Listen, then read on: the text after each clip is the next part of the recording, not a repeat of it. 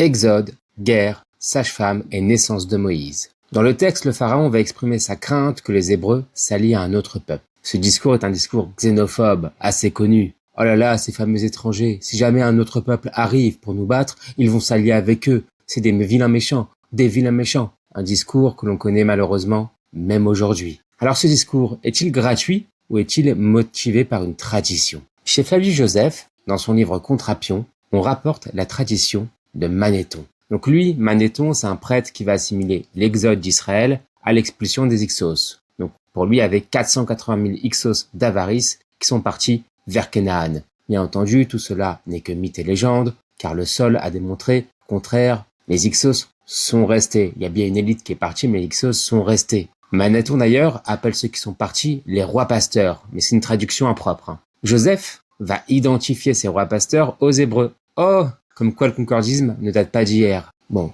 après leur expulsion, les Hyksos auraient fondé Jérusalem, encore un mythe. Ensuite, ils se seraient alliés à des lépreux en Égypte sous la conduite d'Osarphis. Donc c'est qui Osarphis? C'est un prêtre d'Héliopolis, surnommé, je vous le donne en mille, surnommé comment? Moïse. Bon, il n'est pas certain que cette identification de Moïse à Osarphis provienne de Manéthon. Si ça se trouve, quelqu'un l'a rajouté. Donc, pour Manéthon, les Hébreux seraient les descendants de ces lépreux. Donc, faudrait savoir. Hyksos, lépreux, faudrait savoir. Ils auraient demandé de l'aide aux Hyksos et ils auraient été expulsés avec eux. Ainsi, la tradition extra-biblique était probablement connue des auteurs et certains éléments ne prennent sens qu'avec ces traditions. Par exemple, le passage où Dieu dit à Moïse de mettre la main dans son sein. Ensuite, il retire sa main, elle devient lépreuse, il la remet dans son sein et ensuite, il la retire et il ne devient plus lépreux. Bah ça, c'est une contre-histoire à l'histoire de Manéthon. Non, nous ne sommes pas tout un peuple de lépreux, il n'y en avait seulement qu'un, c'était Moïse, et c'est Dieu qui lui a demandé. D'ailleurs, dans le livre de Jubilé, c'est assez intéressant parce qu'on observe un mélange entre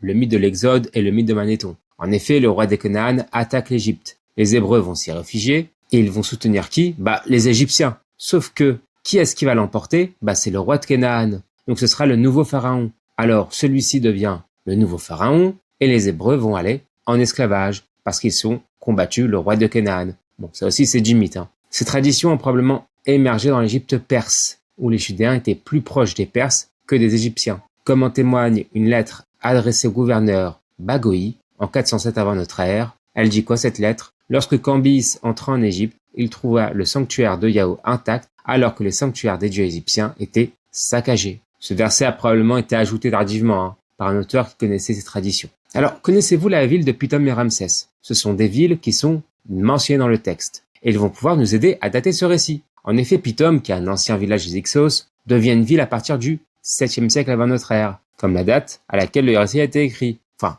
le récit que l'on connaît plus ou moins actuellement, puisque auparavant c'était une tradition du Nord, sans la figure de Moïse. Ramsès, quant à elle, est devenue une carrière, dont les pierres apparaissent dans certaines villes. À quelle époque? Au 7e siècle avant notre ère. Donc il est probable que Ramsès soit mentionné en raison de la connaissance de ces pierres, plutôt que comme une ville. Mais venons un petit peu au récit des sages-femmes. C'est un récit très burlesque, montrant la folie du pharaon, ordonnant de jeter tous les enfants garçons dans le fleuve. D'ailleurs, c'est assez cocasse parce que c'est dans ce fleuve où le sauveur sera recueilli et installé au palais. C'est pour ça que c'est un petit peu cocasse. Les sages-femmes sont considérées comme égyptiennes dans la Septante, mais hébraïques selon la tradition massorétique. D'ailleurs, leur nom c'est Shipra et Poua, qui signifie beauté et jeune femme, ce qui n'est pas anodin. D'ailleurs, le texte est eschatologique. Les femmes donnent la vie rapidement, sans aide, en opposition à la malédiction de la Genèse et en opposition à la vie. La naissance de Moïse est illustrée par une iconographie, donc une image où la fille de Pharaon prend le bébé dans ses bras.